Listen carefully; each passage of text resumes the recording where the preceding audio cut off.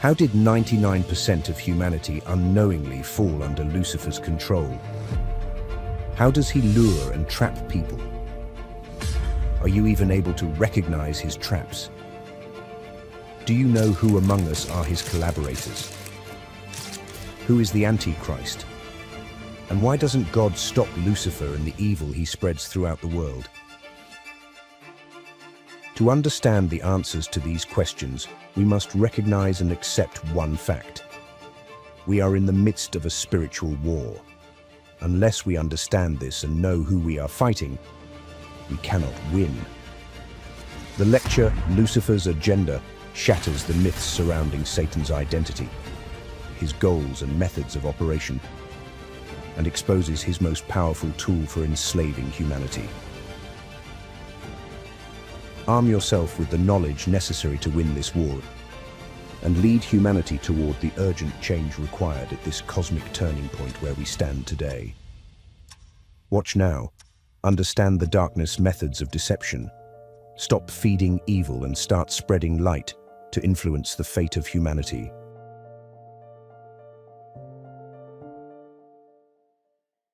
This podcast was originally recorded in Hebrew and features AI-generated English dubbing. The voices are not those of the original speakers. Good evening, everyone.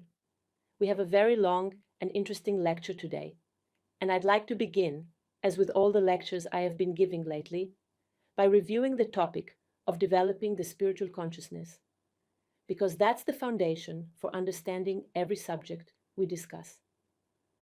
Specifically, we'll clarify the difference between the emotional consciousness, the intellectual consciousness, and the spiritual consciousness. As the global reality becomes increasingly difficult, wars, natural disasters, economic crises, and more, our immediate typical emotional response, originating from our emotional consciousness, is to feel distress and helplessness. This is a state most people find very difficult to handle, and therefore we search for someone to blame. Finding whom to blame becomes the job of the intellectual consciousness. For example, if we're speaking to an Israeli audience, they'll blame their reality on Iran or Hamas. If we're talking to a European audience, they'll blame Russia or immigrants. Others around the world blame climate change, different political parties, or the New World Order. If we look at reality only through the emotional and intellectual consciousnesses, we find ourselves in an unbearable state of helplessness. To deal with it, we create an illusion that if we find someone, some external factor to blame, then we'll feel better. However, that's just a false sense of security that doesn't really help. We don't actually have control over reality. And the longer this situation continues, it only leads to greater loss of power and control, loss of sanity, which can result in complete breakdown.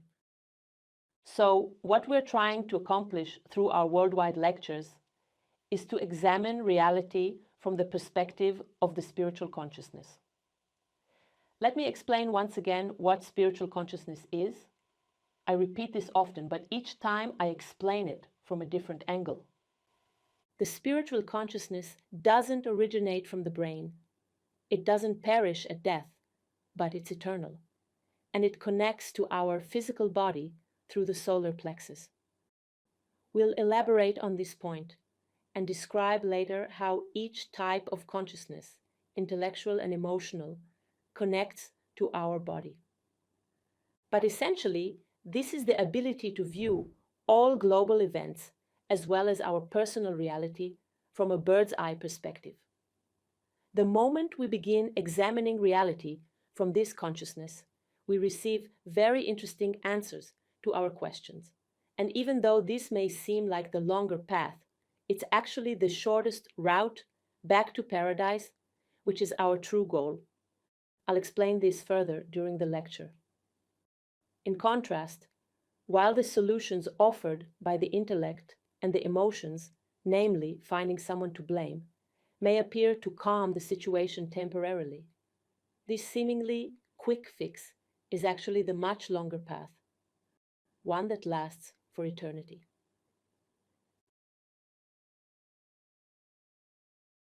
Lucifer, Satan, the serpent, the temptation and enslavement to the intellect. Let's move on to our first chapter out of 7 chapters that this lecture contains, and we will start talking about Lucifer. Lucifer, Satan, and the serpent are different names for the same figure, and the temptation and enslavement to the intellect is the actual original sin, which we will explain shortly. Who Lucifer is indeed not a question that most people ask on a daily basis. They don't wake up in the morning and ask this question, but they do ask, why is there so much evil in the world? Some answer that Satan created all this evil, that Satan is responsible for all this. Now, if they are a bit more advanced, that is, they are serious seekers, then they begin to ask themselves the following question. Is it possible that the world has 2 authorities, a good God and an evil God, as the dualistic religious doctrine teaches? This concept is very problematic because if we think that the world really has 2 authorities, then it's deeply discouraging and depressing, because looking at the current state of the world, it seems that the evil God is the one who is winning. This doesn't lead us to a hopeful place, and indeed this concept is wrong. On the other hand, if we look at the monotheistic view that believes in one God who rules over all, as in Judaism, Christianity, and Islam, and say it is correct, then why doesn't God act to stop all the evil in the world? This is a question that many people ask themselves. Why doesn't God stop Satan? And why did he create him in the first place? These are the questions we're going to answer today in this lecture, and we'll start, first of all, with a familiar biblical story, the story of Adam and Eve in the Garden of Eden. If you visit our website, almschool.org, under Talks and Podcasts, you can find the lecture Genesis Decoded under the series Biblical Stories as codes for deciphering the reality of the world today, which explains the code of the banishment from the Garden of Eden and the original sin. So, what really happened there? Let's briefly retell the story and explain what the original sin is. In fact, the moment Adam and Eve were tempted to eat from the fruit of the tree of knowledge, they disconnected from their spiritual consciousness and became beings with only intellectual consciousness. What does this mean practically? Why should we care about this so much? The reason is that the moment this happened, we actually no longer perceive anything beyond what we grasp with our 5 senses. This means that we are imprisoned in a matrix that we ourselves created, where only things that are material and earthly are perceived by us as real. So, for a very long time now, we have been disconnected from our spiritual consciousness. Instead, we exist in an endless rat race. We are all familiar with this experiment conducted on rats in laboratories, where rats continuously ran and ran on a wheel in a cage, investing great effort, but in practice, getting nowhere. And very many people now say that this is like the matrix we live in. We run and don't get anywhere.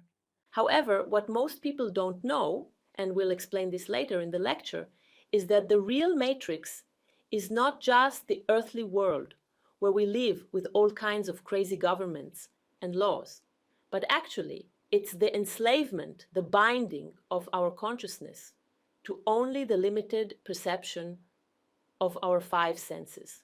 So we live like mice inside a cage in a prison within the walls of the matrix we created. And we, in fact, run and run, but our spirit doesn't develop, doesn't advance, and doesn't go anywhere. This is the real matrix. And because this is the case, we forgot that this world where we live, planet Earth, is only a school for the development of our spirit. This is neither the beginning nor the end. And we also forgot another very important thing. We are not the landlords of this place. We are only guests. We are guests who were meant to come here as spiritual beings with our creative power, which at that point was a new element on earth that was supposed to come to creation in order to develop it. And afterwards, because this is not our home, we were only meant to be good guests, contribute to our hosting place, and then return back home to paradise. However, we forgot this. Instead, we came here and made ourselves into landlords, but of the crudest kind. Rather than helping in the development of this world, we began using our excessive intellect to develop forms that are hostile to the light: buildings, machines, industrial complexes, things that not only prevent nature from developing, but actively destroy it. And nature exists in a degraded state, far from its intended form. We cannot even describe today what true beauty is, which exists only where man has not interfered. In the absence of spiritual consciousness, everything we perceive today as beautiful is nothing but the tip of the iceberg of true beauty. Even when we visit the most beautiful place in nature we can find, a place that takes our breath away, this is nothing compared to the true beauty that was meant to flourish on earth and existed millions of years ago, before our interference. To help us grasp this concept better and get the right picture, I'd like to share with you a text based on a book written by Brazilian author Roselis von Sass. She was a woman with clairvoyant abilities who could truly access information from humanity's most ancient times. One of her books is called The Birth of Mankind, and in it, Roselis von Sass takes us back to the very beginning, the birth of humanity, describing Earth and the different ancient races that existed. In the chapter The Decadence of Mankind, she describes in vivid detail what I have explained so far. This book is available in multiple languages, and I encourage you to read it. Here is the text based on this chapter. Life before the original sin and the fall of man was full of delight for human beings. The earth was a mirror image of paradise, free from all evil. There was nothing that could disturb harmony, happiness, and beauty. God's will alone reigned over the world. Nothing interfered with the sacred order in creation. During this period, there was peace on earth. Peace, trust, and happiness. The Golden Age lasted for about 1,800,000 years. However, about 1,200,000 years ago, man first began to disturb the perfect harmony and balance in creation, thus acting against the will of God and willingly subjugating himself to his intellect. Rather than using it merely as an instrument, man raised it to the position of supreme ruler. This happened when Lucifer and his auxiliary army first approached only the souls of women, since it was easier to gain influence over them than over the souls of men, and tempted them to disconnect from the spirit. Why is this so? I explain this in detail in our school's Queen Seminar, but I'll briefly say that women have an innate ability to be closer to the light. And therefore, the temptation was directed first and foremost to the woman, to Eve, because the serpent knew that if the woman fell, she would bring down the man and everything else with her. Women had already begun to lose their connection with the spiritual during that period, and therefore it became easier to tempt them and disconnect them from the spirit.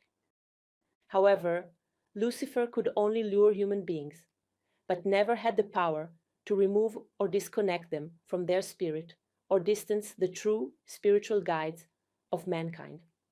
Those same guides are connected to the light and operate through the intuition that originates from the spirit, while the Luciferian influences affect only the intellect. We will elaborate on this later. With the supremacy that humanity assigned to the intellect, both parts of the brain, which originally were the same size, also changed. The part intended for receiving and assimilating spiritual vibrations was neglected and suppressed, until it finally became completely atrophied. Today, this part of the brain is called the cerebellum, also known as the little brain. The other part of the brain, called the cerebrum, the large brain, underwent exaggerated development because of its one-sided activity. Thus, a disequilibrium, an imbalance appeared, which, as time passed, turned into a hereditary defect, the original hereditary sin. This transformation was the beginning of all evil on Earth. Planet Earth became a progressively darker place. Humans distanced themselves more and more from God, and instead they began to worship Lucifer through various worship rituals, such as the worship of Baal and Asherah, which included sexual ecstasy, orgies, and self-mutilation, through which the power of the human spirit was used to feed the darkness and, in turn, help continue Satan's rule over humanity. Let's move on to Chapter 2, The Fallen Angel. After all this introduction, it's time we answer the questions: who is Satan anyway? Who is Lucifer? And why did God even allow him to tempt us in the first place? Lucifer was actually an archangel, and the meaning of his name is light bearer.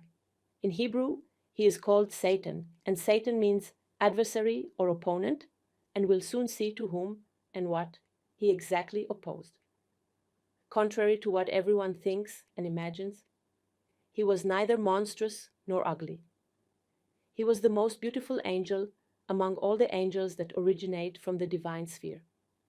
We'll later see all the different spheres from divinity to earth and see where Lucifer belongs. He originated from the divine sphere like all angels. Originally, he was sent to the material world to help human beings in their development, to give them the tool of the intellect, so they could fully express the capabilities of their spirit. That is, the intellect by itself is not a bad thing. It starts to become harmful when, instead of being a tool, it becomes the master. But as a tool, it's something that can really help us. And that was the purpose for which Lucifer came to earth. He was supposed to give us this tool. For example, if I'm a deeply inspired writer, then the tool of my intellect will help me express the ideas that flow from my spirit in words. If I'm Mozart, yes, Mozart channeled highly inspired music through sounds. He needed intellect to write down these sounds, to capture them. And Van Gogh needed to capture his inspiration and paint it on canvas. For this too, you need intellect. So, the intellect is not the problem. The intellect is supposed to be a tool that we use to make us more skilled and happier. But then what happened is that Satan, Lucifer, began to develop his own self-will. Please remember all the stages that I'm now going to describe as to how it happened that the angel who came to help us became the enemy of humanity, because these stages that we'll see later are exactly the stages that occur to us when we begin to deviate from the path of the light. Lucifer began to develop his own self-will that opposed God's will. What does this mean? That suddenly pride began to awaken and rise in him over the light he brought, and this tool and self-will awakened in him to tempt humans and cause them to prefer the light of the intellect over the light of the spirit. I have a better idea. And at first it didn't seem like he was rebelling and betraying God, but rather that he simply knew better than God what was right. The intellect is better than the spirit. As a side note, if we go back to biblical times and the story of the Israelites during their wandering in the desert, to the erecting of the statue of the golden calf, for example, then here, whoever created the golden calf was in the same position as Lucifer was in the beginning. Whoever participated in the creation of the golden calf didn't want to rebel against God and didn't want to rebel against Moses' instructions. He just thought he had a better idea than the idea of the light that Moses brought. That is, the beginning of evil is not in a declared rebellion, but in the thought that I know better. By the way, this is also what happened to Judas Iscariot. For those familiar with the story, they know that although he was in Jesus' close circle, Judas betrayed Jesus. And many people ask how it could be that from among the closest disciples rose such a traitor. Here too, the process is extremely similar. In the beginning, Judas Iscariot simply thought he had a better idea than Jesus' idea. Judas thought that Jesus should be a political leader and that he shouldn't be a spiritual leader. And the moment Jesus opposed this idea and told Judas that he didn't come there to bring about political redemption, but only spiritual redemption, the process moved to the following stages, which are the stage of hatred and the stage of betrayal, and we already know what happened. But let's return to Lucifer. After Lucifer was supposed to bring the intellect, the tool provided by the light, he suddenly thought he had a better idea. And so, at this next stage of course, full of pride from the previous stage, he started to develop stubbornness. And I remind you again, remember these stages, because these are exactly the stages that cause us to distance ourselves from the light. Lucifer began to perceive himself as God, developing stubbornness regarding his way as being the only correct one. And then he began to tempt human beings in order to prove that he was right. He granted them material power, wealth, and riches, and thus caused them to do his bidding. And here the reversal occurred. This is Lucifer's betrayal of the role given to him through his exploitation of the power granted to him. Thus, by misusing the power granted to him, Lucifer introduced for the first time the principle of tempting the intellect in place of the principle of divine love, which aims for spiritual ascent. Lucifer refused to wait patiently. This is another word that we must remember. He refused to wait patiently for mankind's gradual maturation. He refused to be the loving gardener who tended to his plants. And when he saw that human being bought into and fell for his temptation so easily, here we are, getting to the next stage. So, to answer this question, we need to understand three things. Answer number one. Planet Earth is a place where development occurs through free will. And also Lucifer. When he descended here, he was given free will. This is the law. This law doesn't change. In the divine sphere, all angels vibrate in God's will. There is no such thing as developing self-will in the divine. Lucifer began to develop intense, boundless hatred for the weak creatures who so easily fell into the trap he set for them, and he began to desire their annihilation. There is one more stage to discuss, but before we do that, let's ask, what is this hatred? Why does Lucifer suddenly develop such hatred? Because as he looked upon humanity, he realized something. He said to himself, I only brought the principle of the intellect, but those who developed it into cruelty, evil, and misery are human beings themselves. I, says Lucifer, did not develop the weapons for mass destruction. Human beings did that. And these caused him to develop more and more hatred and to desire the destruction of human beings, and the last stage in his deterioration. Lucifer began to develop, in addition to stubbornness, also the determination to prove to God that human beings are unworthy of his love and mercy.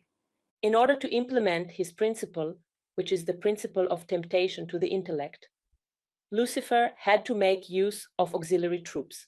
So let's see what his auxiliary forces are. I present this graphical image in my other lectures. It is, of course, studied in depth and with more details in the school's advanced courses, and cannot be fully covered in a lecture for the general public. But in any case, God is the creator, and in his radiation, the other worlds are created.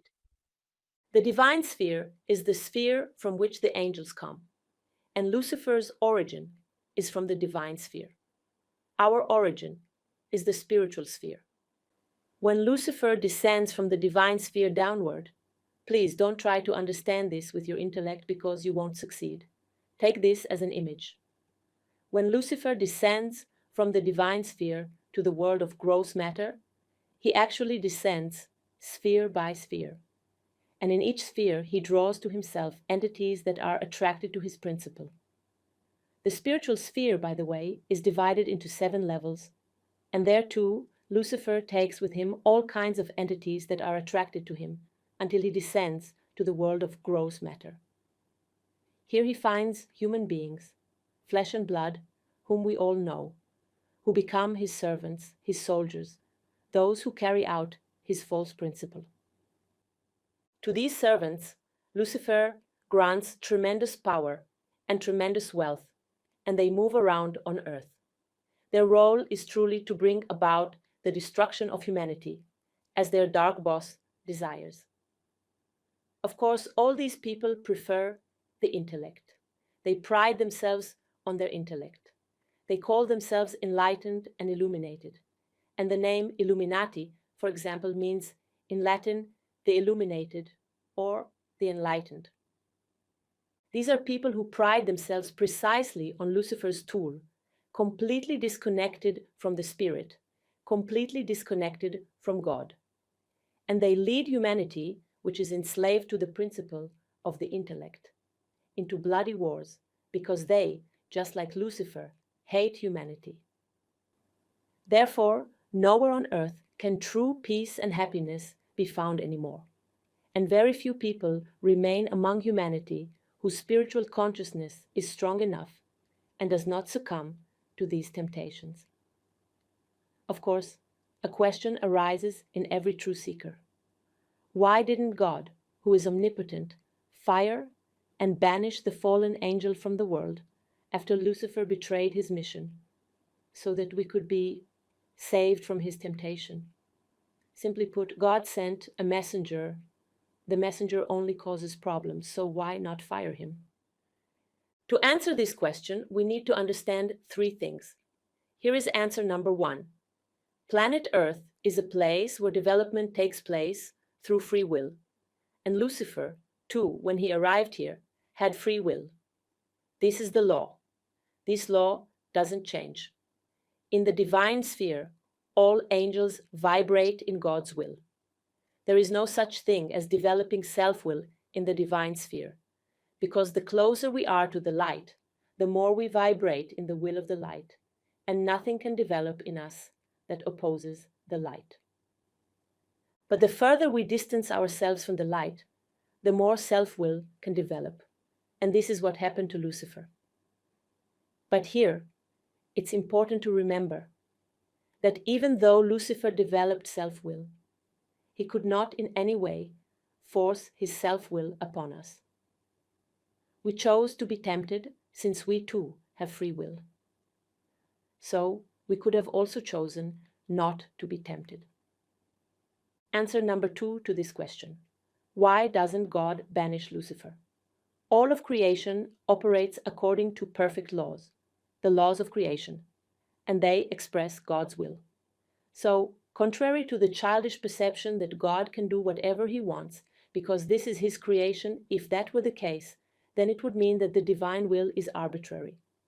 It would mean that God would every other moment need to look at creation and fix this thing or that, meaning that his creation is not perfect. Hence, the mature perception, which I speak about in all my lectures, so here I won't go into it because we have many things to discuss today, is that it is impossible to act against the laws. These laws operate automatically. And for Lucifer to truly be banished from creation, such an event must be done according to the laws.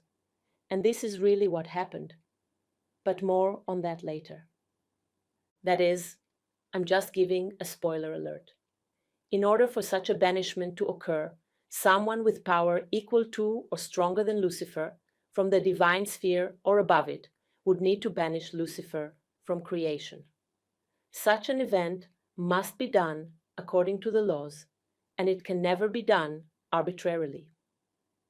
But the most important and illuminating point, and this was also something that when I wrote this lecture, it was like a light bulb moment for me too, to see this so clearly, is the third point, which is perhaps the most significant.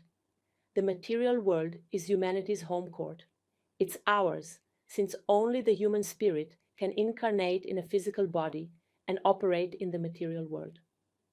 In contrast, although Lucifer's origin is indeed divine, he did not incarnate in a body, and therefore it is most shameful that humanity allows itself to be tempted by a force that is weaker than its own power in the material world.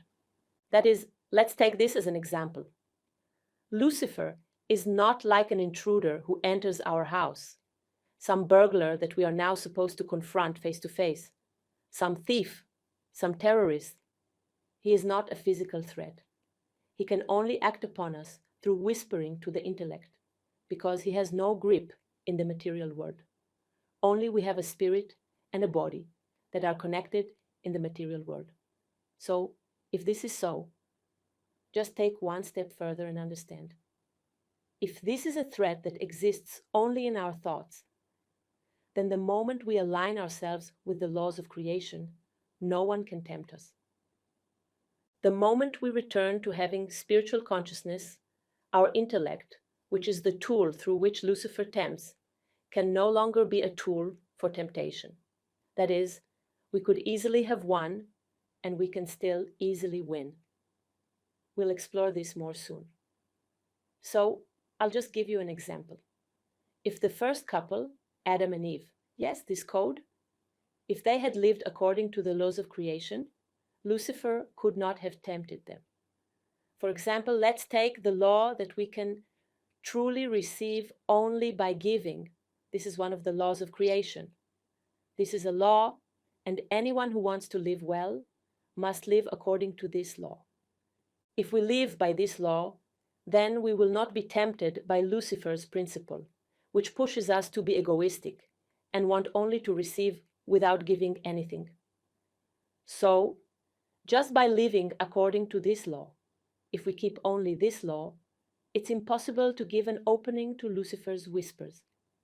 That's because Lucifer, as you can see in this picture, is not a real figure. You could say he is an etheric figure.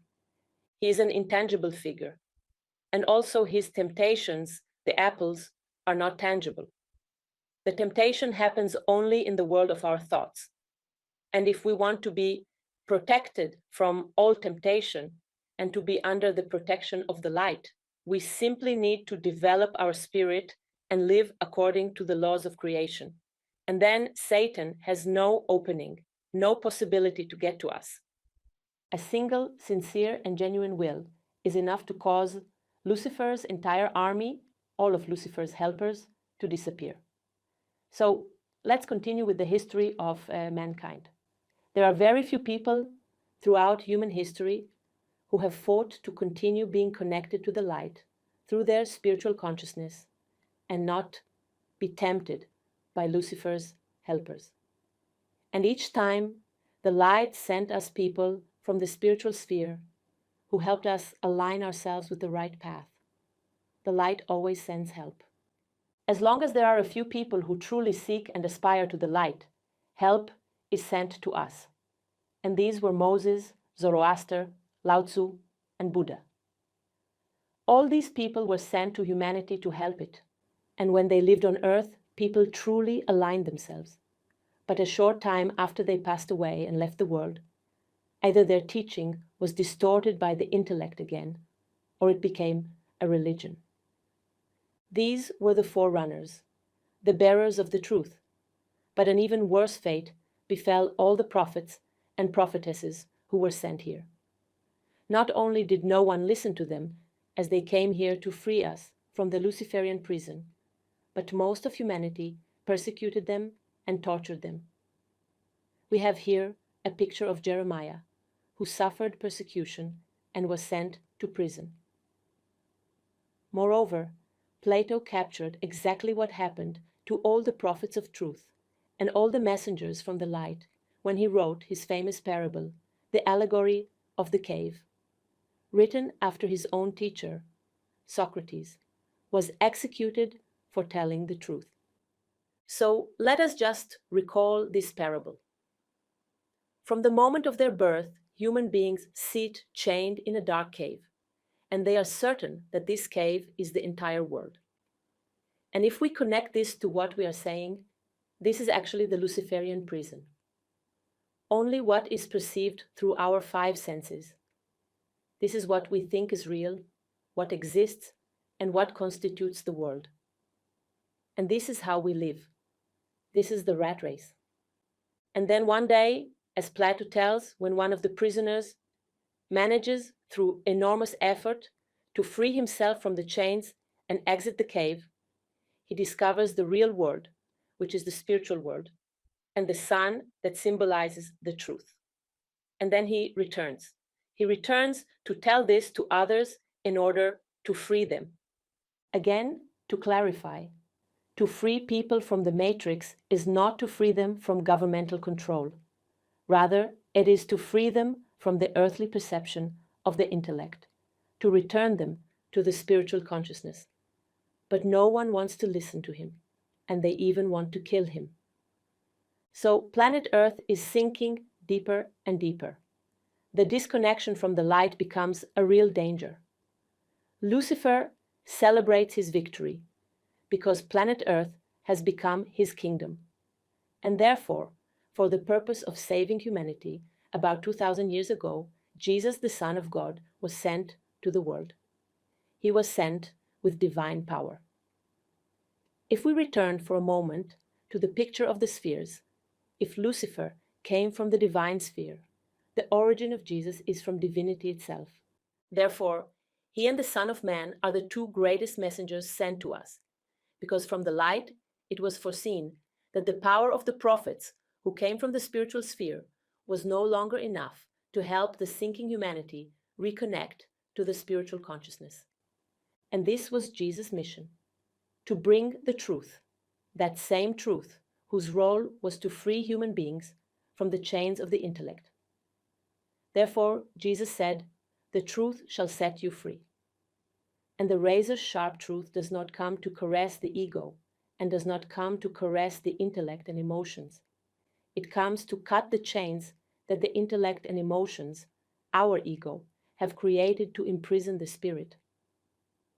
Whoever does not recognize this truth condemns himself to spiritual death, and the only thing that might possibly save him is very extreme suffering, whether on a personal or global level. Because only suffering can cause the intellect and emotions to lose their control, and soon we'll also talk about emotions. Many people, when everything in their lives is fine, don't ask themselves even basic questions about spiritual consciousness. They aren't interested in anything beyond the material world. They live inside the matrix, and as long as they can shop and travel, everything seems fine. But suddenly, when suffering begins, it causes the intellect to weaken. The intellect no longer knows how to explain reality. The emotions also fail to provide answers, and people start to feel lost and desperate. And then, maybe there's a chance for the spiritual consciousness to start emerging from its imprisonment and begin to express itself. Let me use an image to help you understand what Jesus' mission was, as it is a complex concept. He was sent to enable the few human beings to maintain the spiritual consciousness and connection with the light, in order to prevent the absolute sinking of the earth until the days of the final judgment. This is the period we are in today. In fact, already 2,000 years ago, an emergency rescue operation was needed so that some human spirits would be able to preserve their spiritual consciousness.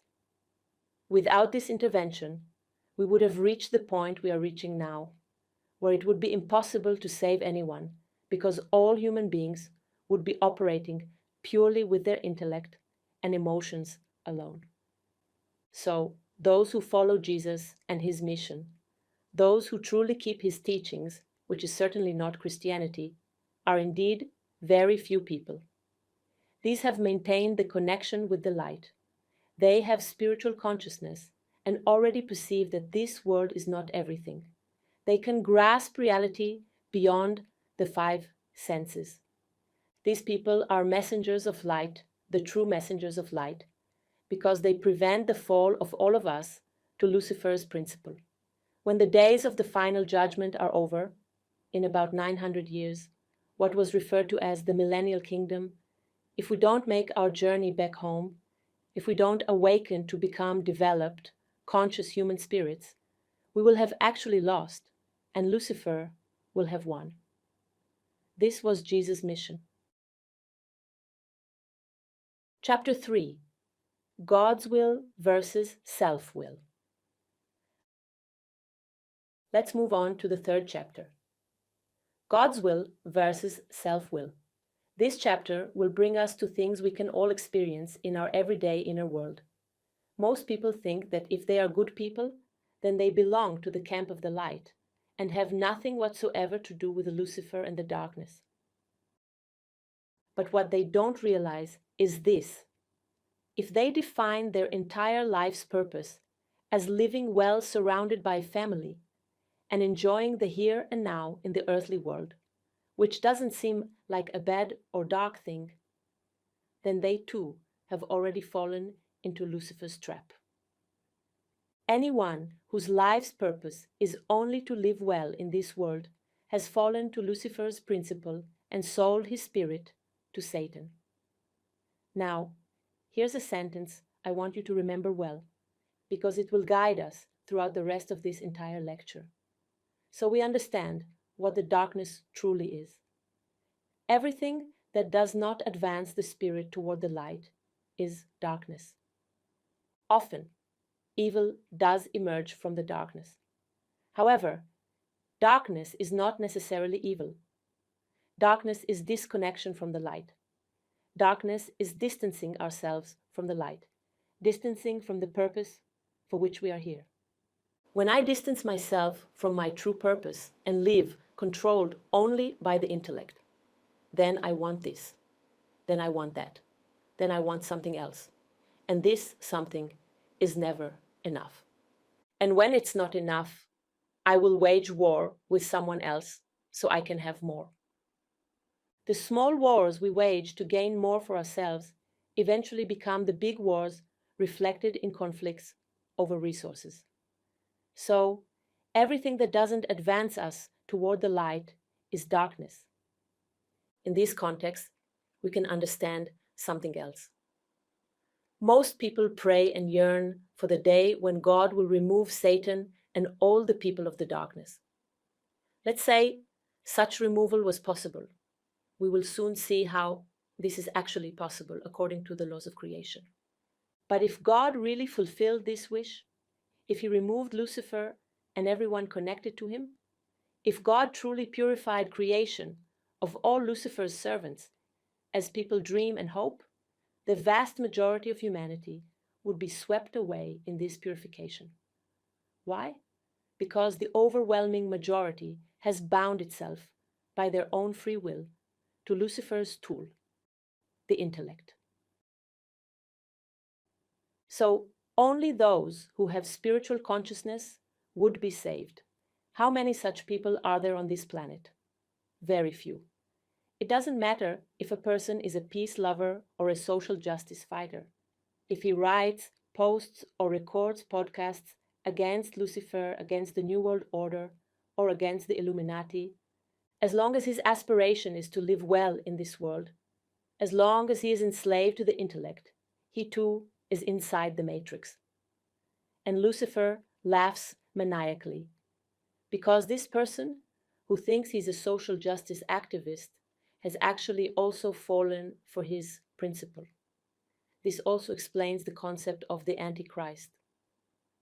For decades, people have racked their brains trying to figure out and identify who the Antichrist is.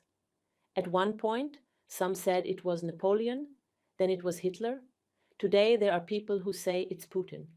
The Antichrist is Lucifer, and Lucifer's tool is the intellect.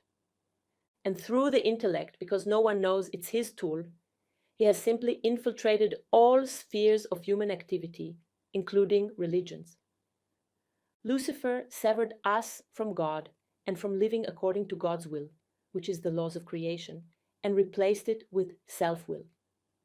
Just as Lucifer's own process began with his own self-will, so he also taught and trained us to champion the importance of the self and self-will. We will elaborate on this point shortly. So, instead of our spirit developing through the laws of creation, instead of living with the Spirit leading us, let me give you an idea of what it means to live in spiritual consciousness. In spiritual consciousness, a person has no worry. He simply knows with absolute conviction that everything he needs to fulfill his development journey in this school will be provided for him. He will receive it. But if we have given up on the Spirit and preferred the intellect and self-will, then we get stuck developing the ego and chasing financial status. And this chase is always accompanied by constant worry. Lucifer disconnected us from God's closeness, from real life, from connection to the Spirit. And instead of us receiving abundance easily from the Creator, as we read beautifully in the book of Deuteronomy, the Lord your God gives you the power to get wealth. Deuteronomy 8:18. Lucifer replaced this with, my power and the might of my hand have gained me this wealth. Deuteronomy 8:17. As a side note, let me say, although this is a topic for another lecture, that following this principle of Lucifer is also the reason we don't have free energy. Because free energy does exist. It's something that exists, and I do hope that as the spiritual consciousness of more people develops and planet Earth ascends, that free energy will also be revealed, because it exists. But it's not available to us now. We haven't discovered it yet. Instead, we compete over expensive and polluting energy sources for exactly the same reason we insist on my power and the might of my hand. But that's a discussion for another lecture and for a book that gives us a glimpse into another world, explaining how the world is really supposed to look when spiritual consciousness rules here on earth. So, what is the Luciferian teaching that we have all mastered, becoming its soldiers, whether we want to or not? We are supposed to manage with our own strength and to rely only on ourselves, because we have been conditioned to think that receiving power from God is a religious illusion. However, this itself is a very sophisticated Luciferian argument, because Lucifer infiltrated all religions without exception and distorted them in such a way that millions of people can no longer believe in God and define themselves as atheists. This is not because they don't have the ability to connect to God, but because God, as he is presented by the various religions, is so distorted that people distance themselves. But this distortion was created by Lucifer intentionally to distance people from God. And by the way, I say this to all of us here. Declarations of faith like there is none besides him, and all kinds of spiritual affirmations that are common among religious believers don't necessarily belong to or reflect true spiritual consciousness. Usually these come from people who have emotional consciousness. And in their emotional consciousness, they want God to give them and fulfill all their selfish desires to do what they want. But this has no connection to genuine trust in God. So, we are supposed to manage with our own strength. We have distanced ourselves from God. And then, a person who recoils from religion may seek remedy for his troubles on the psychologist's couch or in New Age practices. But there too, he fails to escape from Lucifer's agents, because everywhere he turns, the importance of the self is being pushed and drilled into him. The common tactic both in psychology and in the New Age world, is stimulating self-esteem and self-importance in an almost obsessive, pathological way. This leads to strengthening the ego and the intellect, and inevitably disconnects us from the spirit. So let's see what distorted work the Luciferian principle has created in our world, distortions we can easily identify. For example, the topic of trust in God. We find that if we had spiritual trust in God through the Spirit, not only would we have everything we needed, but such trust is something that protects a person from many evils that could reach him. People think, for example, that everything that happens to them is because of karma. It's not only karma. There are bad things that befall us simply because we walk around in the world without protection and without trust. Trust in God is protection that shields us from many bad things that roam around in the world. So, trust in God has been replaced by self-confidence. But this self-confidence, is a fragile substitute that can vanish very easily and quickly if the self's plans don't materialize as expected. The next distortion. The love of God and love of our neighbor have been replaced by self-love.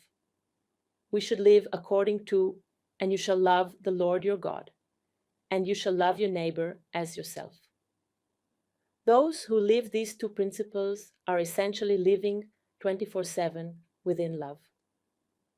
I elaborate on this in the Let My Spirit Go course and also in the podcast where I spoke about what is love. Those who live these two principles don't need self-love. Self-love, the love of self, has already become something that seems normal to us, that we need to dedicate time to loving ourselves. Like, how many minutes during the day do I need to love myself? Why do I need time to love myself if my life can have continuous, ever-present love, 24/7 love? This distorted quality time with the self leads ultimately to loneliness and to an inability to love. And this is precisely the Luciferian move. Instead of 24/7 love, settle for self-love and end up alone and unable to love. Now let's look at another expression, also very, very common, that you can easily see. If I have recognition of God, then such recognition provides me with everything. Lucifer replaced this with craving for self-recognition.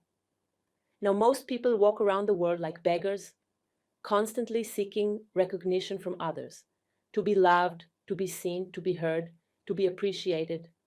And if suddenly they're not loved and not appreciated, they, of course, lose all self-confidence, that fragile self-confidence we just talked about. How were we actually supposed to live? If I have the recognition of God, I don't need recognition from anyone. I am who I am. A spirit on its journey in this world doesn't need a recognition from others. It doesn't need applause. It doesn't care if people love it or don't love it. It looks upward and has full recognition and knowledge of God. And that's what matters. So this is the solution, the cure for this begging for recognition from others, which ultimately leaves a person feeling worthless. Healing through God's power. This is the power with which Jesus healed. We don't have this power, but a little of it can be ours so that we can heal with it mental illnesses, post-trauma, addictions, and physical problems. This is healing through and with God's power. This isn't magic. This isn't a method. This isn't a technique. This isn't shamans. This is simply strong faith in God's power. And this can work miracles. Instead of this, Lucifer said, self-healing. Again, reducing the concept to yourself, to self-healing, and how poor and limited this self is, we all know. So let me paint a picture for you of what happened to us as we transition from a connection to God's power and might to my power and the strength of my hand. Imagine a continuous spring of living, thirst-quenching water that we were meant to have free access to be connected to and able to drink from it endlessly. Instead of this, we are trapped inside a cage, equipped with two bottles, one bottle of water and one bottle of water laced with drugs, just like mice.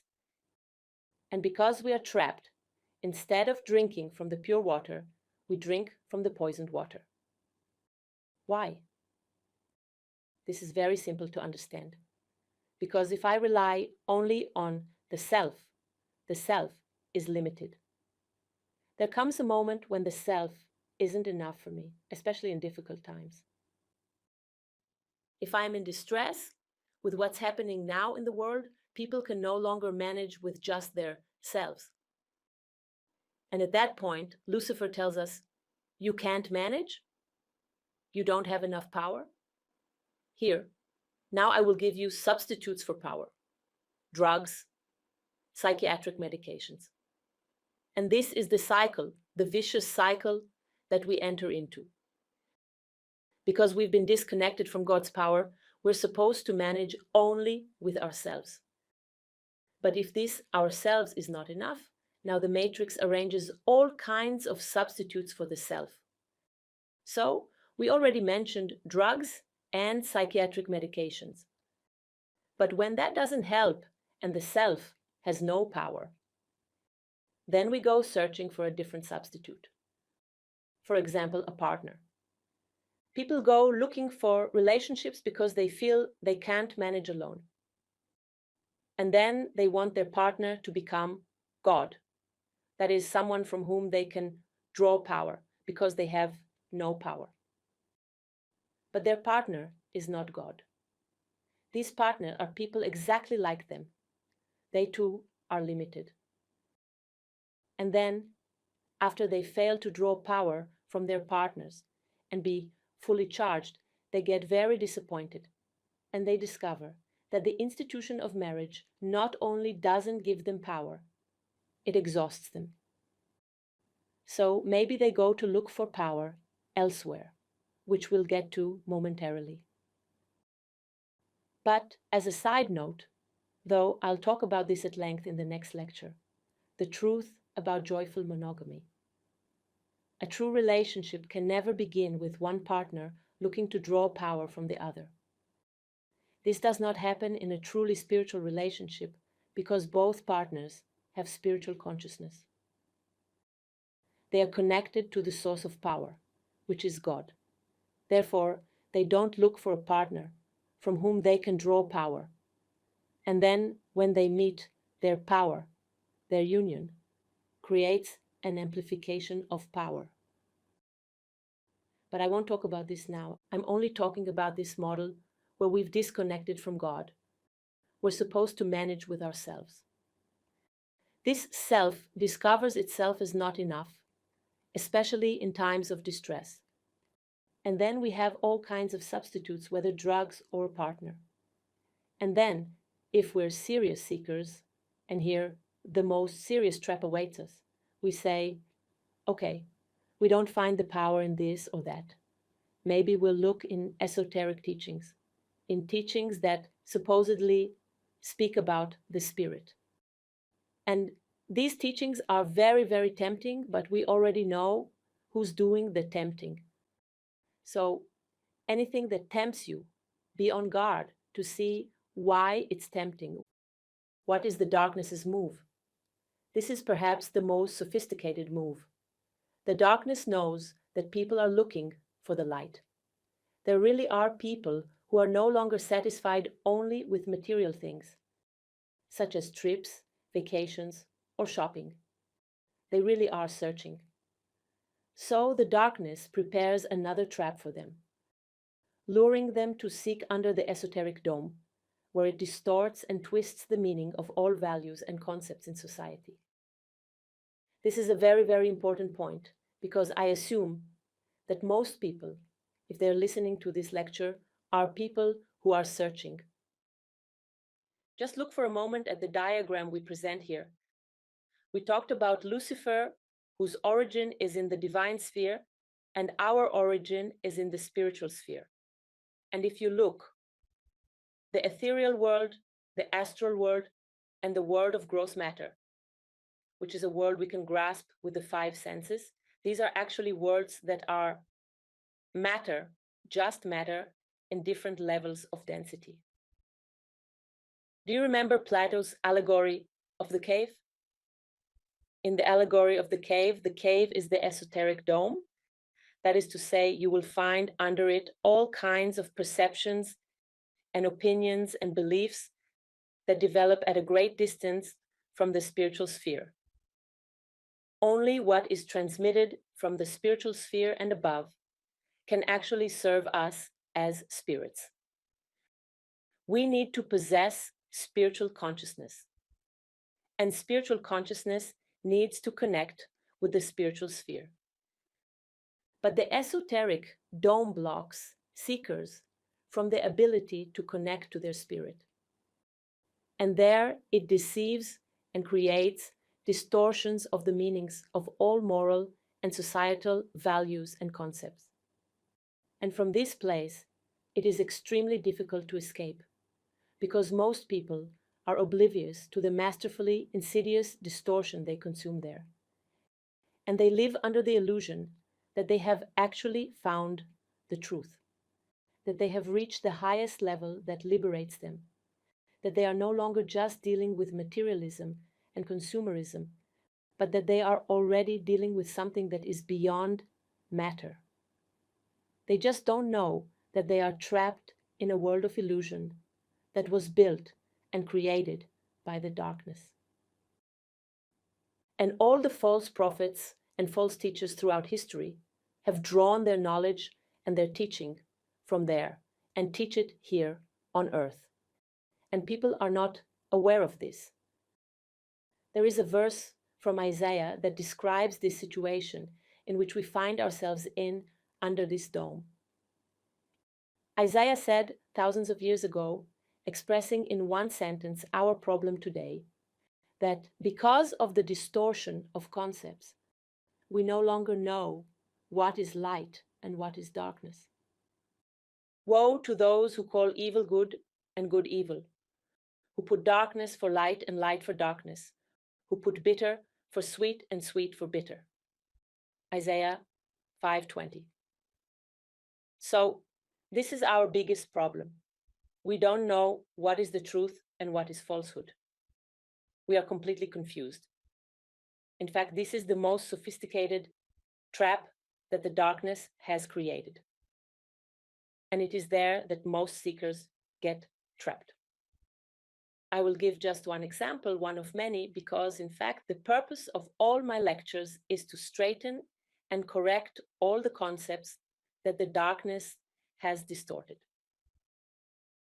Let's take a concept that is very common in the esoteric dome, that surely many of you have heard, that God is within us. Do you know this expression?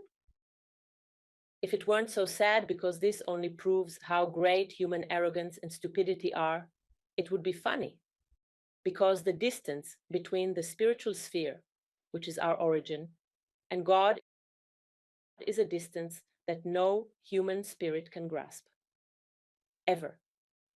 It's not for nothing that, as it says in Exodus 33:23, God told Moses, "You will see my back, but my face must not be seen." This means that even someone who is at the highest prophetic level cannot behold the face of God. That is to say, that this idea of God is within us is an idea that can only emerge from within the esoteric dome, which distorts the truth. And this is just one example. God is not within us. God is something we will never be able to attain. We should only aspire to know the Spirit within us. And even that will be a lot for us. So this is what Lucifer did. We are now ready to move on to the 4th chapter, the binding of Lucifer. Chapter 4, the binding of Lucifer. Lucifer wounded us, causing us to lose connection to God. This open wound is bleeding because we cannot return home. As long as we are disconnected from our spirit, we cannot return home to paradise. We came from the spiritual sphere, which is paradise, to embark on a journey of development, a journey of learning, a journey of correction. This is not our home. This is not our homeland. But we are unable to return home. Hence, we keep reincarnating and reincarnating and reincarnating again and again and again because we have no ability to attain complete spiritual consciousness. And we have only 900 years left, which seems like a lot to the intellect, but it's not much relative to the millions of years we've been here. We are becoming weaker, literally. Imagine that we have a bleeding wound, and as we're losing blood, we become weaker. However, precisely when the need is greatest, God's help is nearest to us more than ever.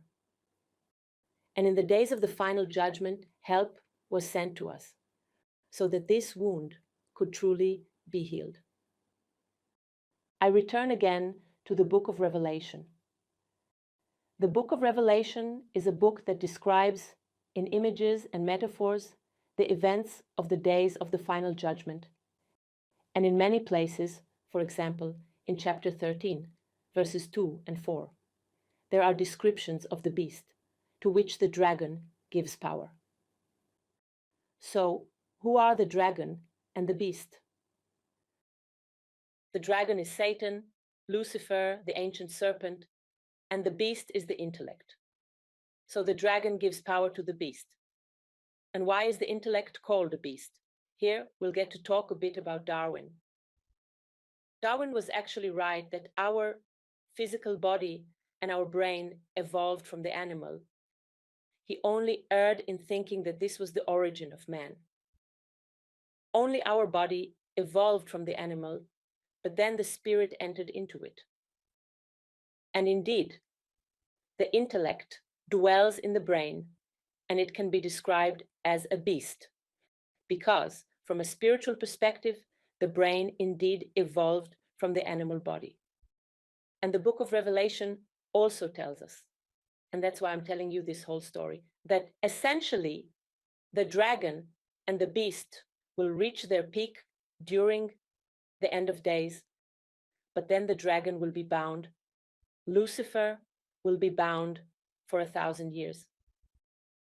So I want to read what is written in the book of Revelation. Then I saw an angel coming down from heaven, having the key to the bottomless pit and a great chain in his hand.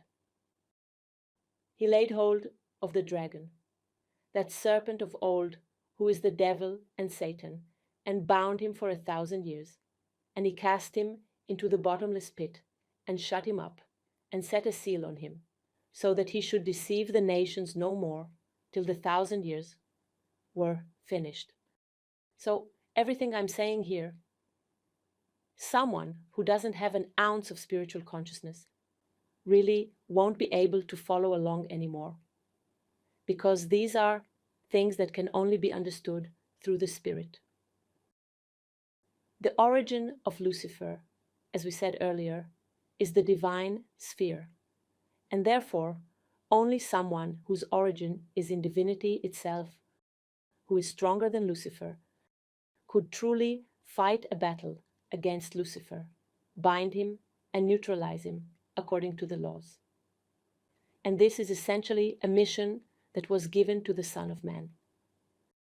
No one else could subdue him except a divine envoy, armed with perfect, unwavering trust in the source of all power, in God himself. This mission was delegated to the prophesied Son of Man, and indeed, he fulfilled it in the previous century by binding Lucifer for 1,000 years.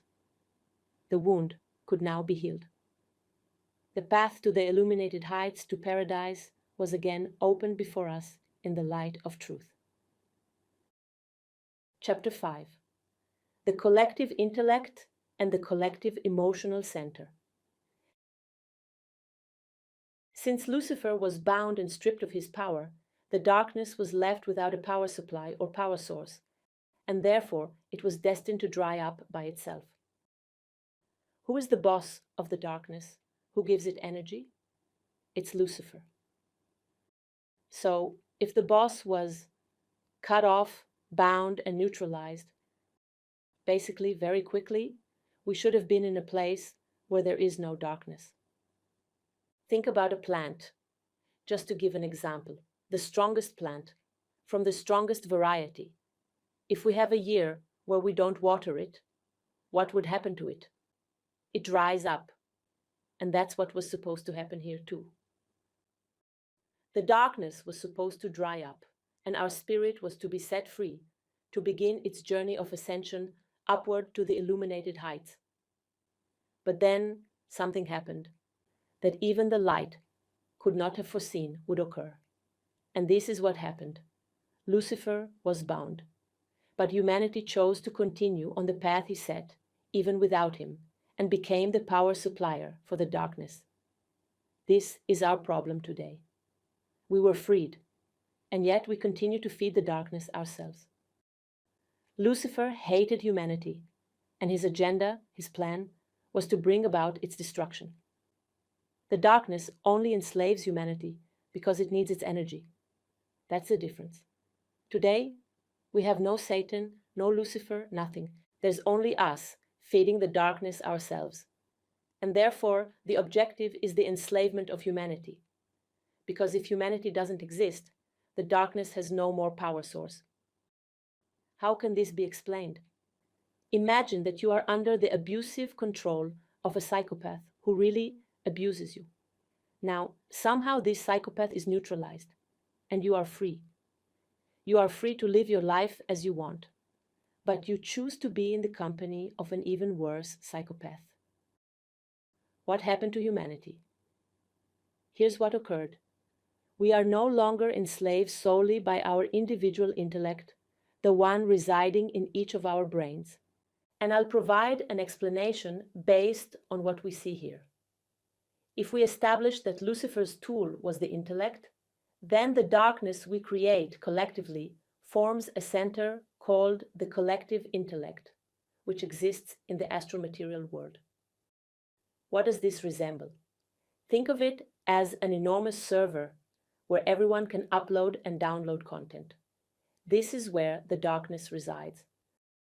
Now, whoever is willing, or whoever is called, to help humanity break free from the darkness has a specific role: to cleanse and clear the collective intellect center.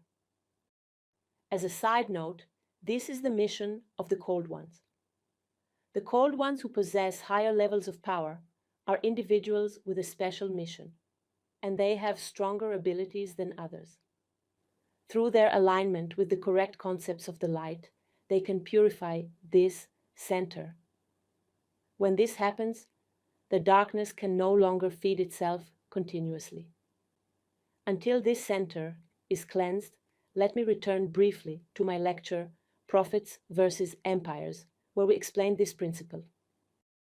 Everything we observe in its final, earthly, physical form is merely a mirror, a reflection of something that exists in the world of thoughts. It's impossible to change anything in our earthly reality until we transform this center, until we purify it, fix it, and remove the power from it. The prophets already spoke of this. However, the prophets didn't address it during a time like ours, when this center feeds itself continuously, 24/7. By the way, this center, the collective intellect center, actually controls and manipulates all politicians as well.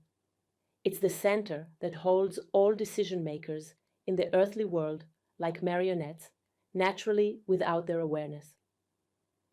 In our Let My Spirit Go course, for those who experienced it, we discussed our intellect and presented it as a cunning lawyer. So the center of collective thoughts could be described as the Ministry or Department of Justice that legislates all the most insane laws we know, laws that originate from the intellect instead of all of us living under the laws of creation. Let's return once more to this image. because you must understand that this is our fundamental problem. We don't simply use our intellect as Lucifer intended. We established a center that has already transcended our individual brains. This is the center that shapes the reality of humanity, of all of us. If we drain this center, we drain the darkness. The darkness will have nowhere left to draw power from, and this change will be immediately reflected in our earthly reality. However, this center wasn't sufficient for the darkness, the same darkness that we created and continue to nourish. It wasn't enough to have just this one center, so we established another collective center, an astral center called the collective emotional center. This center is even more powerful today than the center of the collective intellect. Through our emotions, we also feed this collective emotional center, which later manifests and expresses itself in earthly reality. Now, let's examine the next slides. We have a frontal brain where the intellect is located, and from there it connects to the collective intellect. The center of emotions is connected to the pineal gland. Each of these astral centers has a connection to our physical body. The center of the collective intellect connects to the large frontal brain, and the collective emotional center connects to the pineal gland. Through the pineal gland, we have a connection to the collective emotional center. However, this was never the intended plan. As we explained in the introduction, the proper point of connection between the spirit and the physical body is the solar plexus. If we were developing correctly, or rather how we should ideally function, we were meant to receive the spirit's impressions through the solar plexus. The solar plexus would then transfer these impressions to the cerebellum. The cerebellum would pass them to the pineal gland, and the pineal gland would relay them to the frontal brain for execution. This is the correct sequence. The pineal gland is meant to serve as the bridge between the frontal brain and the posterior brain. Why am I discussing the pineal gland? Because notice that today, in all the teachings of the esoteric world, everyone talks about the pineal gland. I don't think most teachers who discuss it understand this, but the reason everyone talks about it and considers it the most important thing we have as humans, believing we need to develop the pineal gland, is because the pineal gland feeds the collective emotional center. The emotions and the intellect are not the spirit. They are not our essence. They're matter. It's matter more refined than our physical body, but it's still matter. When we eventually leave this body, we no longer have emotions. We no longer have the ability to think. So, what are we left with? We're left only with a soul body that is deeply problematic because it didn't develop under the guidance of the spirit. And in that way, we can never return home to paradise, and we must reincarnate again and again and again. So, understand how difficult our situation is and why, without direct guidance from the light, we cannot escape from this trap and from this maze that we are in. Because even if we are already searching for something, we will reach the esoteric dome. We get trapped, either in the intellect, and if we don't want the intellect, we will turn to the emotions. Because there, we are told that emotions are our essence, but they're not. And this is how the darkness feeds itself. The darkness is not something bad. It's simply distant from the light. By the way, let's look at politicians for a moment. How do they operate? Why do they constantly fuel fear, hatred, and anger? Because that's their fuel. If people stop hating, stop fearing, and stop being angry, the darkness dries up. Remember, there's no more boss. Lucifer is bound. The problem is only these two centers that we, through our own choice and our own will, feed. Because we don't understand this.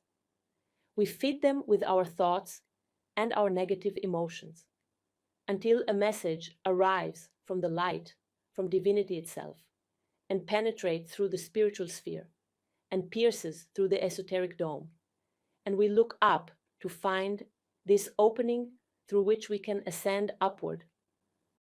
We have no chance to create change in the world, because with our lack of awareness and understanding, we continue to feed the darkness. Let me reiterate now, with this slide, once again a brief summary. Humanity's threat is humanity itself, which has created and continues to feed the darkness and opposes, with Luciferian stubbornness, all the messengers who come to help us. We are our own problem. Lucifer, from his imprisonment, sees how humanity continues to betray the light, and he doesn't understand how the light still continues to help us. After all, he says, humanity only proves through its behavior that what I claimed is correct, that mankind is not worthy of any help, that it deserves only destruction. Indeed, we are not worthy of help. But the light is full of mercy, and God is merciful and gracious. As long as there are even just a few individuals who truly seek and yearn for the truth and the light, help is sent to us. We must simply recognize it. We must lift our eyes from this cave, from this esoteric dome, and understand that that place is not the light. It is a place where there are only distortions, illusions, and lies about what being a spirit really means. How do we defeat the darkness?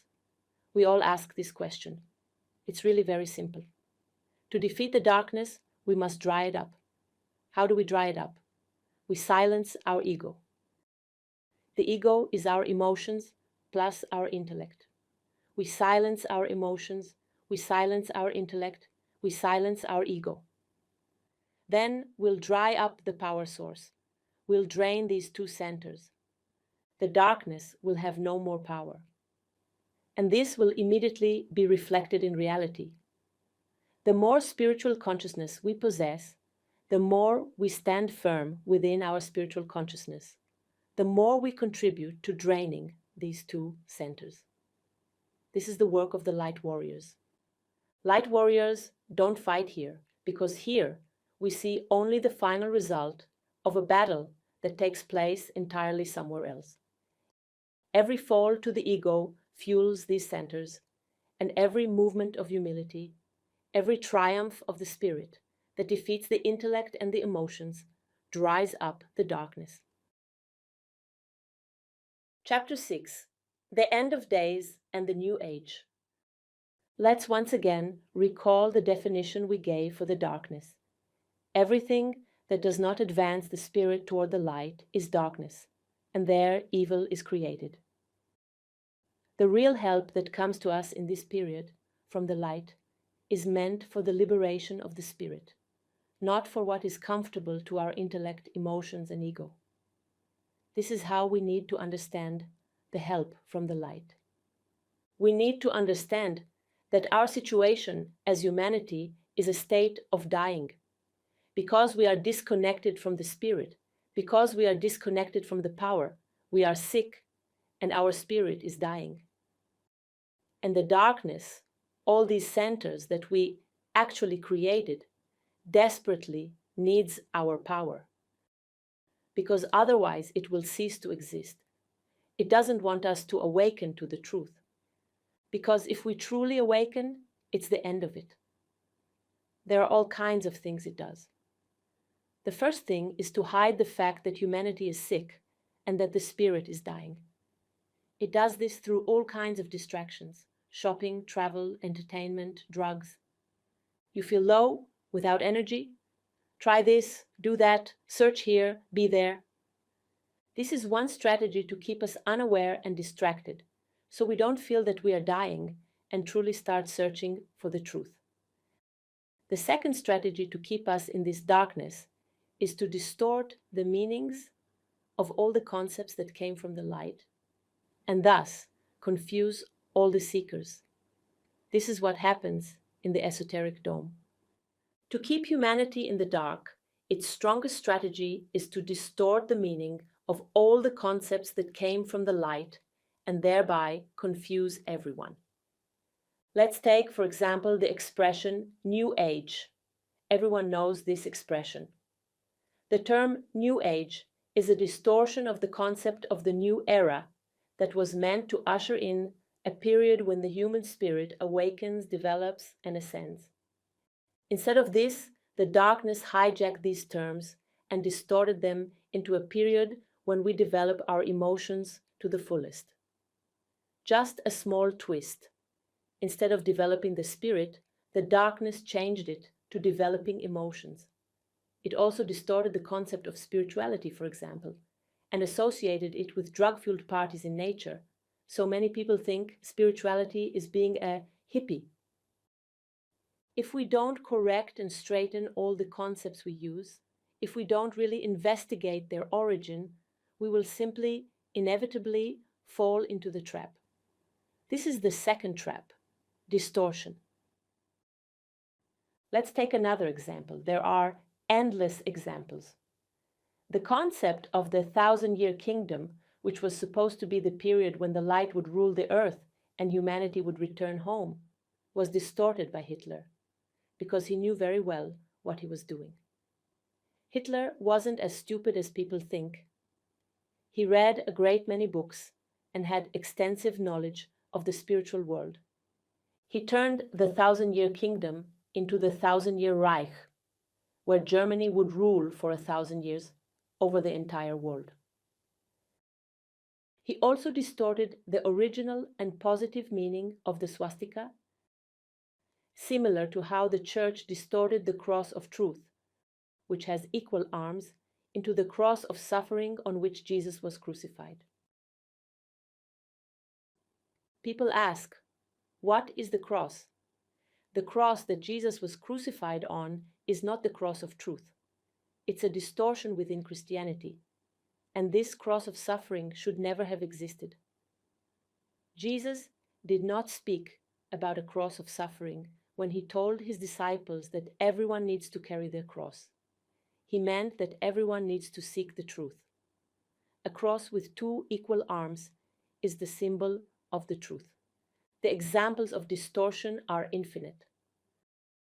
But the third strategy, the most dangerous strategy of the darkness, is mixing truth with lies. Remember, the darkness must maintain nourishment.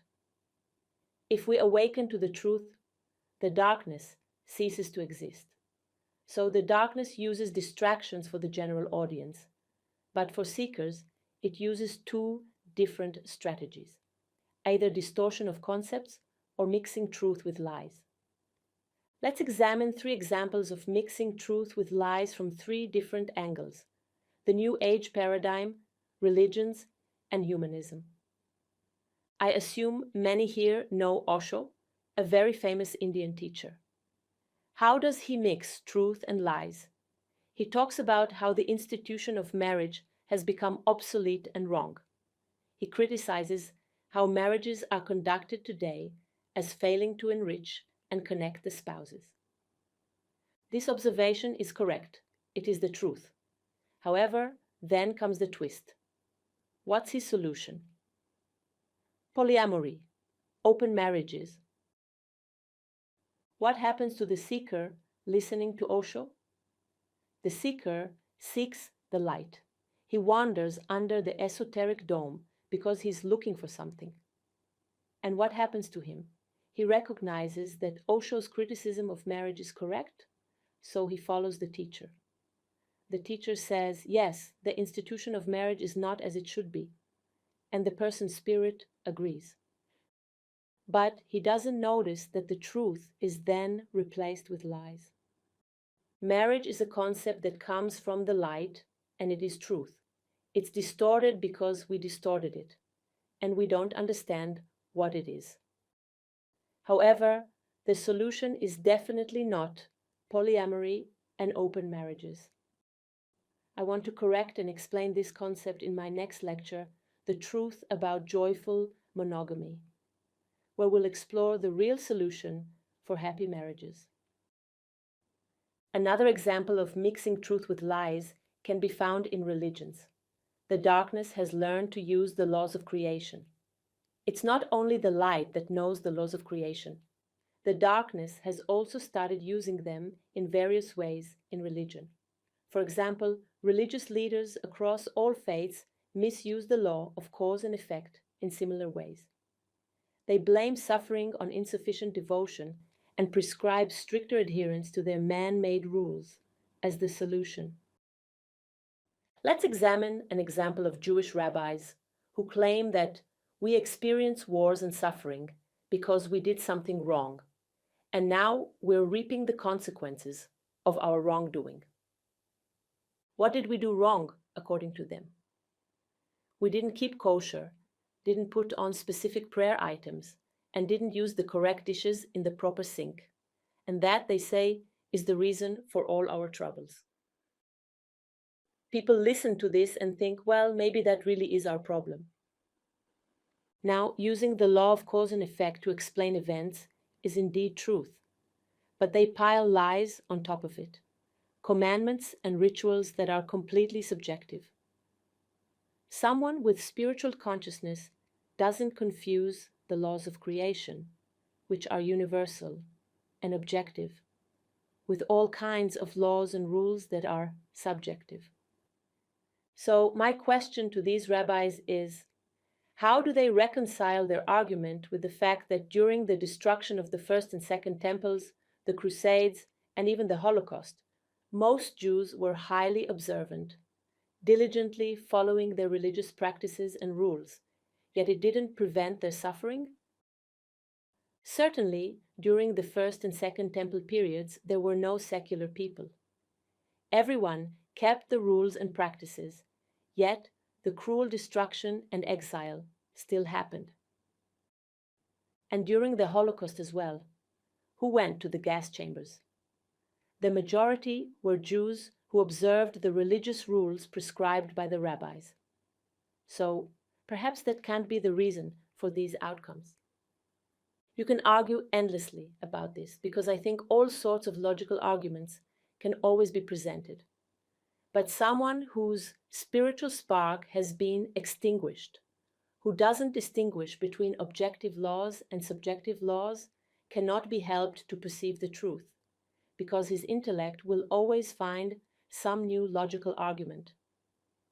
In any case, this is an example of how, if you're under the esoteric dome and don't want to follow Osho, but instead want to become religiously observant, you still don't escape the trap of mixing truth with lies, confusing the laws of creation with subjective religious laws. And then if you don't want to follow either New Age or religions, and you just want to be a good humanistic person, there too you won't succeed in being free, because what the darkness has done with humanism is essentially hijack the spirit's true innate tendency toward idealism. The spirit seeks an ideal. It seeks something that is nobler. But here, we mix this up and tell a person to seek after ideals that are all connected to the earthly world. Feminism, demonstrations for immigrant rights, democracy, the freedom to define gender, in short, the struggle to preserve all the distortions of the old world under the banner of being good people. So, we need to understand that seeking the light, seeking the truth, seeking God, and seeking the Spirit is not such a simple thing when we're in a dark world, full of distractions, full of distortions, and full of mixtures of truth with lies. A mixture of truth with lies is worse than a pure lie. A half-truth is worse than a lie. What is certain, and perhaps this advice will help us on our journey, is understanding that the light and the truth push for spiritual awakening in order to save the spirit, even when our ego resists and doesn't like it. The lies and the darkness, on the other hand, do exactly the opposite. Those who flatter you, who tell you to love yourselves as you are, these are the false prophets. A warning light should flash in your mind that perhaps they really want to keep you imprisoned in the esoteric dome, but whoever actually shakes your ego, shakes your emotions and intellect, and makes you uncomfortable, meaning uncomfortable to your ego, perhaps he is truly coming to save your spirit. I said previously that without extreme suffering, it seems most of humanity will not be able to awaken spiritually. Because if we're honest with ourselves, how many people would truly seek the light in God if their lives were comfortable? How many people in the world would have been willing to listen to the knowledge that Alma brings if there had been no pandemics, natural disasters, wars, or economic problems? Most people, if they have no health problems, if they have a loving family, and if they have enough money, don't perceive at all that they're imprisoned inside the matrix and that their spirit is dead. For them, this is the good life. Therefore, everything that approaches us now, if we look at it from the perspective of the spirit, is salvation. Because suffering causes these two jailers, the intellect and the emotions, to lose direction, and then perhaps our spirit will have a chance to break free. At this time, during this period, the question we all need to ask ourselves is, who is more important for us to save, our spirit or our ego? Chapter 7. Another call to the called ones. The last chapter, chapter 7, a repeated call. I call out to these men and women throughout all my lectures because they are the spiritual leadership of the new era, and they have this ability, this power, to drain the collective centers that feed the darkness. If one person has a drop of water that he can pour to put out the fire, then the called one potentially has an entire ocean at his disposal that he can pour to extinguish it. While an ordinary person can only make a small impact on these dark centers, the called ones have the spiritual power to completely drain them. I already explained this in the lecture, Prophets versus Empires, and showed it throughout the history of the people of Israel during the First Temple period. The prophets pointed to the spiritual leadership as responsible for bringing the destruction, not the politicians, not the common people, but the people who have spiritual power. And they are few. They are the 144,000 who need to step forward and take their stand. The mission of the Alma School in the world is to find these men and women, and if they would step forward, if they would firmly take their position where they need to stand, it would be possible to save humanity. Save those in humanity who are seeking, because draining these centers would allow those who can still be saved to awaken. And therefore, I call to you, listen to your spirit. I know that when the called ones listen to me, listen to the thing I say, their spirit recognizes that this is the truth. It recognizes the frequency. It recognizes the promise. It knows who the Son of Man is. It knows what this number means. The spirit knows. But then comes the strong intellect and begins to cast doubt and create conflict within you. So I call to you, fight back. Do not listen to the doubt of your intellect. I know that everything you hear arouses conflict within you. But this is the conflict between your spirit and your ego. This is the conflict between the ego, which may be trapped in the esoteric dome, in religions, in cults, in New Age, and the truth it hears here that is not comfortable for it, that threatens it, that pulls the ground from under everything it thought it knew and believed was right. And this frightens it. The ego fights to prevent you from attaining fulfillment. But your spirit hears, and the war between your ego and your spirit. This is the real and only war that must not end in the defeat of the spirit and the victory of the intellect and emotions. Because the fate of humanity depends on the awakening of 144,000 human spirits who promise to incarnate in the days of the final judgment and assist in this transformation. And the reason they don't show up is because the intellect is so strong that the moment the spirit incarnates into an earthly body and the intellect is dominant, it becomes hard to remember. But my role is to remind you. My role is to awaken the spirits of the cold ones and invite them to join the place that gives answers to all questions, that leaves no doubt, that connects the spirit to the source of power. So I call to you again in this time. Listen to your spirit, which knows what the truth is, and don't be stubborn because you already know who is the source of stubbornness, Lucifer. Agree to start everything anew because this is the command of the new era. Everything, truly everything, must be made anew. The Spirit has no problem with this. The Spirit has no problem starting everything anew. The Spirit is not stubborn. It is flexible. It is ready every day, every hour, to learn something new, ready to admit mistakes. Only the ego is stubborn. The Spirit never is. So, whoever chooses to embark on the path of developing spiritual consciousness in these times we all live in is like a person boarding the last boat departing the dock. We are truly in this moment, and we all sense it.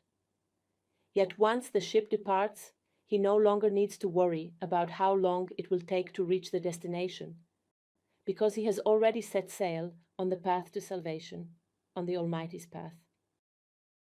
Thank you.